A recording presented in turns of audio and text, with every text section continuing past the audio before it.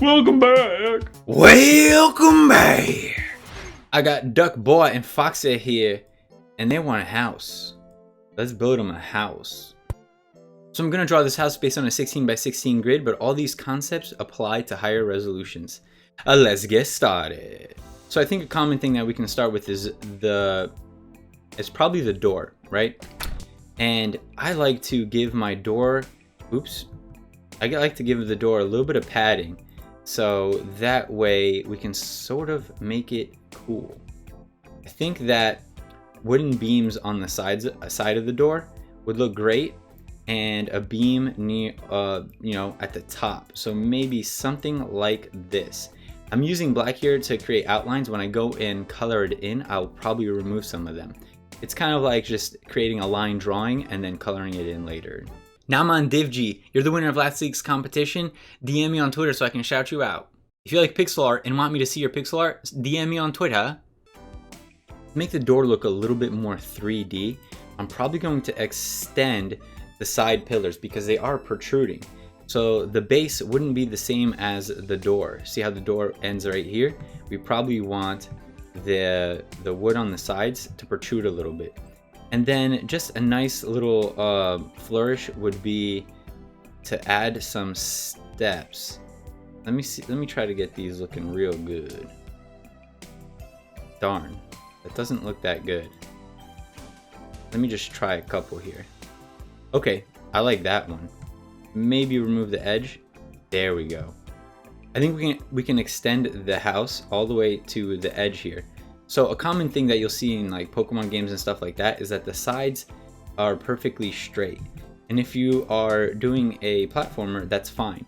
But because we are doing a top-down perspective for this house, I'm actually going to bend the walls on the side. So I'm going to pull them up to here, and as you can see, they're going to start in and work their way out.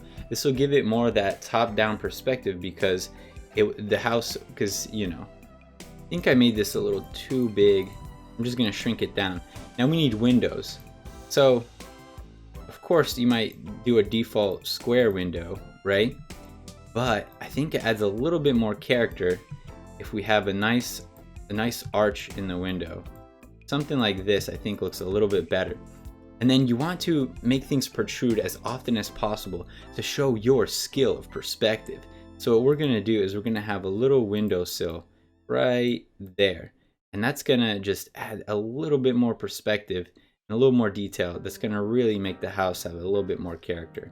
You could even pull a line here and here if you wanted your typical kind of windows. I'm not so sure about that just yet, so we'll come back to that later. I'm one of the developers working on Dwarf. It's a tower defense dungeon crawler RPG. It would mean a lot to me if you supported us on Kickstarter or at least tweet or share it, So I don't think the roof needs to be this big, especially if we're not going to add details to it. I'm going to maybe start around here. Don't put your roof at the edge of the house. Have it protrude a little bit outward. As you noticed, I didn't make this a perfectly straight line. The curvature to it gives it a little bit more character. There, now we have a nice roof on the house. However, we do need to give it a thickness. Sometimes I often see the mistake of people not giving the roof any thickness. So just go ahead and copy that and let's move it down. I think we have a pretty good outline of a house here. The rest is really going to be color, and you are going to see how much of a difference color really makes. For the base color of the house, I really kind of want to go with a beige. Something like that, maybe a little lighter. Yeah, there we go. And then a nice rich wood color. I'm gonna go a little bit towards red for the wood. Then the steps, of course, they're gonna be gray because they're just stone. And the roof, I personally like red roofs. So let's go ahead and go for red on the roof. And let's try a few. I think a rich red would be really nice. That took me forever, and I might change the color later, but I'm gonna move on for now. So, of course, the side of the roof would be darker. So just go ahead and color that in darker. And you really want to have some high contrast in your pixel art. So always look at your preview and make sure that it's super obvious that there's a contrast there. Now something that'll make the house look better is if we add wood to the upper half. This will give the house a little bit more style. And then on the bottom here, I personally like it when there's stone near the bottom of the house. This is really common to see. And since we're adding stone here, I'm also going to remove the black outline near the bottom, especially since some of the grass will probably make it come up, just to show that the house is really in the ground. Now for the door, I think we should go with either a dark brown or a reddish door to sort of match the roof. On the top of the house, we want a highlight. So there's two ways that we could probably do this. One is to just highlight the very top with red, but another option would be to add a wooden pillar here. And I think personally, I'm gonna go with the wooden pillar. If it's a wooden pillar, I'm gonna want to separate it with a black outline, just to differentiate between it and the roof. And now I'm gonna do the same thing as I did with the roof, where the top wood is gonna have a lighter color than the side. So I'm gonna go ahead and fill this in with a lighter wood color and then use this darker wood color on the side. I personally don't like to use a black outline to separate corners. I usually like to use it on the outside. So I'm gonna remove that right there. And if you've seen my furniture video or most of my other videos, you know that I like to put a highlight there. And that's exactly what I'm gonna do. I like to highlight the corners. And now if you look at the preview here, it's looking pretty good and it has dimension. Now let's apply that same concept around the door. So we have this brighter color, which would go on the top. We might need to increase the contrast there. I might need to actually go with the very, very light color there. Apply the same concept onto the windowsill. Instead of having a black outline here, it might be enough to just add a highlight. Now it really looks like that windowsill is sticking out. Of course, we're gonna need to do some shading. So I'm gonna select that brown and go darker. I usually, when I go darker, I also desaturate. I move a little to the left. And we're going to add some shading. Oops. We're gonna add some shading here under the roof because the roof is protruding. Whenever you want something to look like it's protruding, just add a shading below it. I'm gonna intensify the shading near the top here. And I think that's going to make it look a little bit better. Since I removed the outline for the top of the wood here because it connects to the wall, I'm also going to remove it up here. I usually like to put outlines on stuff not to separate it from another object, but to show that it's protruding, that it's sticking out. So let's say we wanted wooden beams to be sticking out of the top of this house. If we just created a square like this with an outline all around, it really doesn't show you the full form of it. But literally, if we just remove the top here, all of a sudden it looks like it's sticking out. Do you see what that did there? And that's why I removed the outline on the top of this wood. All right, let's get back to the door. For the door, I kind of want to add a window. So after that, I'm gonna pick a darker brown, well, dark red color, and we're gonna use this to draw the wooden panels. Just go ahead and draw lines going up and down.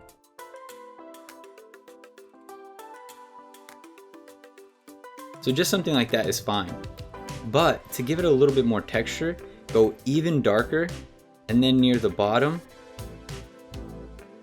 and near the top, go down it a little bit, and then even make these little gaps, and this really starts making it look like the wood has texture.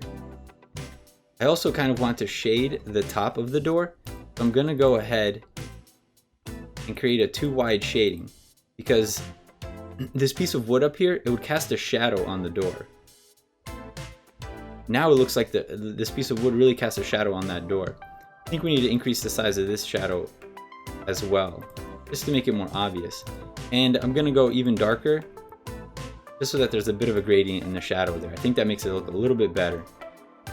So we want the door to have personality, and large hinges will help do that for us. So I'm just gonna go ahead and add these big hinges. And you could even add, if you have enough pixel density, you can even add a little bit of style to them. Maybe do something like this. They're starting to look a little too big, so I'm probably going to keep the smaller ones. I think that's all I need. I do want to shade these steps, so I'm going to go ahead and pick a darker color for the steps. And instead of using black here, I'm just going to use a very dark gray. This way, the steps look like they're one object, because the hard black outlines makes it look like it separates objects. So we have some pretty good shading here on the stones. And the same technique that I did with the wood, you can do that technique for stones too. Remember, it just adds texture.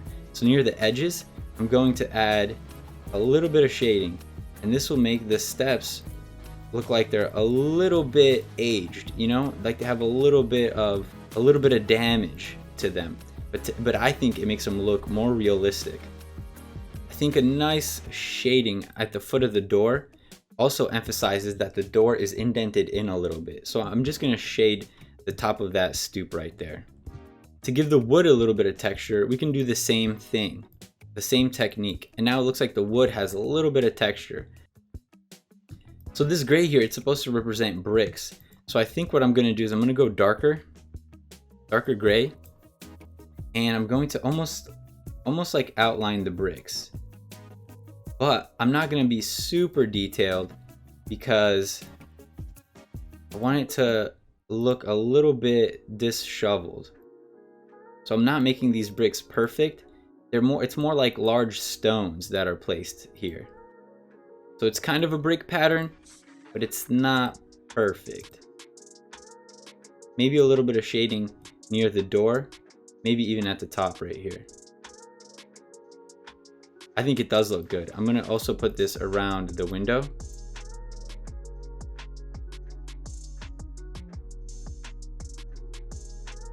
And then remember, we wanted to put a shadow under the windowsill. So this might be our opportunity. Just go ahead and put a shadow under there. Maybe even darker. Is that too dark? Not really. I'm only putting the darker one in the middle though, not the edges, to create sort of a blend. So now there's a nice shading for those windowsills. The contrast here might not be high enough. So something we could do is we could use this darker color and go into the cracks and add a little bit more shading, and that way it really stands out. The stones stand out. If you want to make the house look a little bit aged, something you can do is near the edges also add a little bit of shading like this. You see that? It's really giving the house details, characteristics. We're taking the clean look and we're just going in and making it a little bit messy, but you have to be careful. Don't put a very high contrast in the parts that are supposed to look messier, because then it'll start looking bad. Put in your typical window. It almost looks like a church if we do this too high up. So let me find a sweet spot. Maybe something like this, or maybe just going down. Something you can do is, let's say I had curtains. I could add curtains. You don't want to go too bright, but I could add curtains inside here, sort of just near the edges, and that might look kind of nice too. I don't think I'm gonna do that though. So I'm gonna go ahead and put a highlight near the top. You guys see what that does? It's really emphasizing that there's an edge and it goes in. That the window goes in. I'm gonna experiment a little bit with how I do that.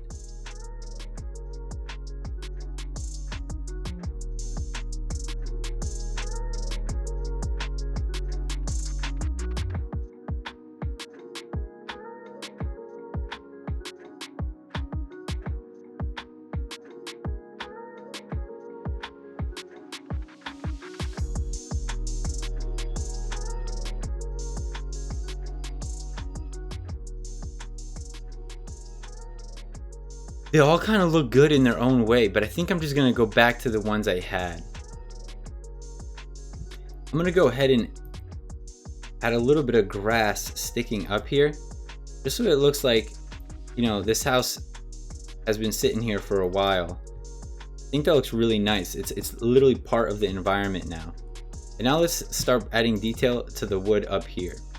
So basically all you need to do is just drag across to create these wooden.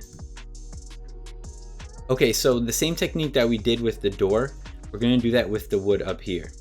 So basically you grab the wood color and then you go darker. I'm gonna reuse the one from the shadow here.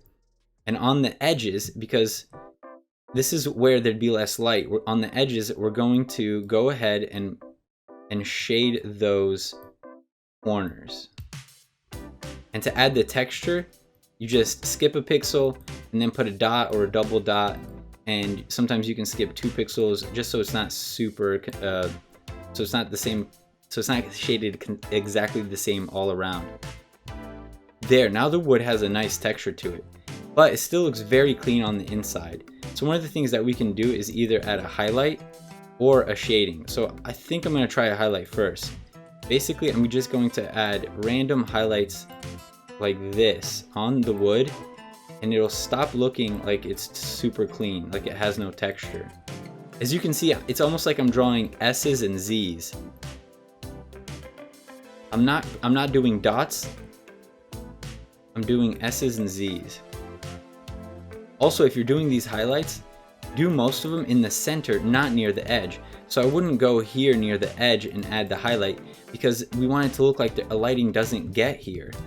So keep the highlights at least a little bit away from the edge. Alright, now the wood has a texture to it. Of course, you can tell that we still haven't touched the top of the roof. For the one on the top though, I'm gonna go darker instead of lighter. There, now that piece of wood has a nice texture on it as well.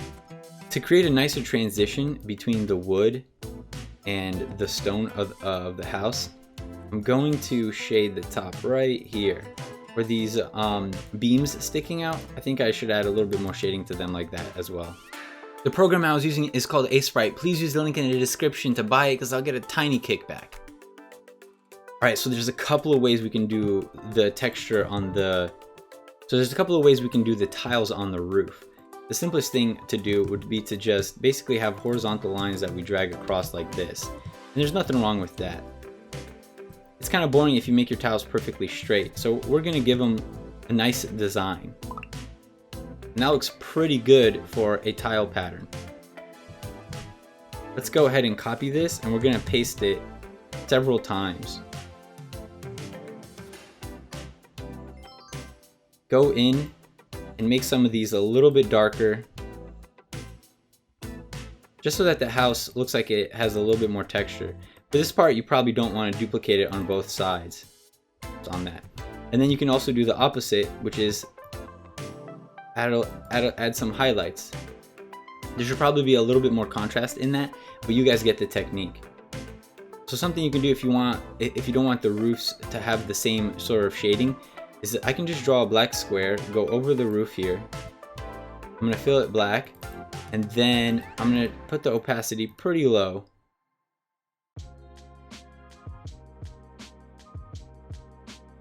And now I can mess with this and make it a little bit darker. And you can see that the house now, since both roofs aren't the same color, it looks like there's a little bit more lighting to it. There's a couple of minor things that I'm just going to touch up now. So I feel like I should shade that. I think I'm going to make it even darker. Okay, so I'm going to shade that. I don't think there should be a black outline here. I'm going to go lighter. I'm going to do the same thing on the other side. I think there's too much black outline on the door. So what I like to do, if the outline isn't on the complete outside, I like to make it a darker version of the color that it is. There we go. I like to keep the black outline just on the outside. Another spot is probably right here and here. The shading under the roof here, I don't think we went quite dark enough. So I'm going to go ahead and do another pass on the shading here. There we go. Now there's a lot nicer of a shadow there. These pieces of wood here are probably too clean. So something that I would do is just add a little bit of texture into them as well. Maybe something like this. I think we can add a shadow on the grass around the house. And this shadow doesn't need to be clean because it's on the grass. So I am making the edges of it kind of messy. There's one more thing that we need. Do you guys know what it is? It's a chimney, right? We should totally add a chimney. So I'm gonna do a new layer here. We should have been doing new layers this like whole time. So since the chimney is on an angled roof, of course we need to angle it with the roof. We have the top. And then to make the hole look like it's going in, you can create a gradient.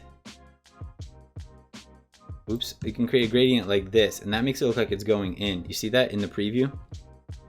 Now I'm gonna highlight the edge here, but I'm not gonna make the edge super clean. When you're doing 16 by 16, sometimes bricks should just be 1 pixel tall like this, or you can go for the 2 pixels tall kind of bricks.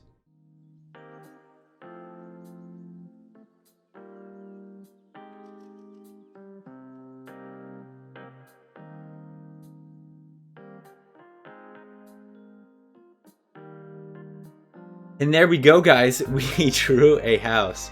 If you want to use this house in your game, I have a free art asset pack on itch, and the program I'm using is called Aseprite. There's a link in the description to both of those. I'll see you guys next time. DevLive!